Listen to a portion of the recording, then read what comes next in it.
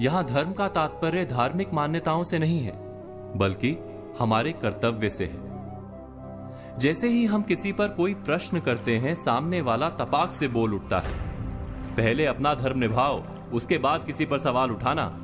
वो कहना चाहता है कि अपना काम ठीक से करो, फिर दूसरों पर कार्य ना करने का आरोप लगाओ।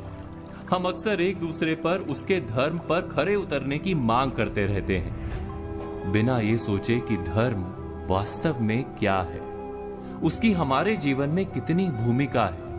एक व्यक्ति का समाज में क्या धर्म होता है, एक पति या पत्नी का एक दूसरे के प्रति क्या धर्म होता है, या धर्म के कितने स्वरूप हो सकते हैं।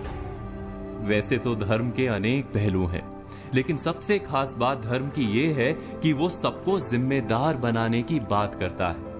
और जो भी इस संसार में है उसका अपना एक धर्म होता है।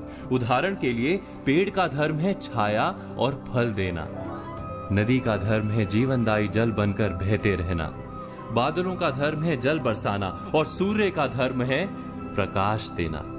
इसी प्रकार मनुष्य का धर्म है उदार होना, सदाचारी और सद्व्यवहारी होना। मनुष्य का एकमात्र धर्म है प्राणी मात्र के प्रति उदारता का व्यवहार।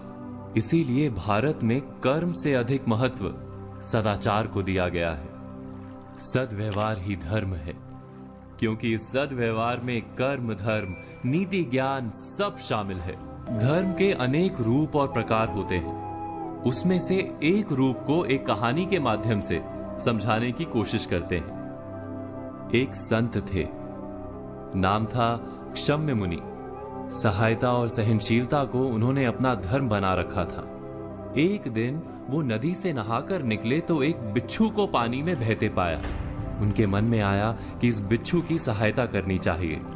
उन्होंने बिच्छू को पकड़कर बहती जलधारा से बाहर निकालने के लिए हाथ लगाया ही था कि बिच्छू ने अपने स्वभाव और अपने धर्म के अनुसार डंक मारा। मुनि की पकड़ ढीली पड़ गई, बिच्छू फिर से पानी में बहने लगा। मुनि ने फिर प्रयत्न किया, बिच्छू ने फिर डंक मारा। ऐसा कई बार हुआ। बिच्छू डंक मारता रहा, मुनि उसे उबारने का प्रयत्न धैर्य के साथ करते रहे। अंत में वे सफल हुए।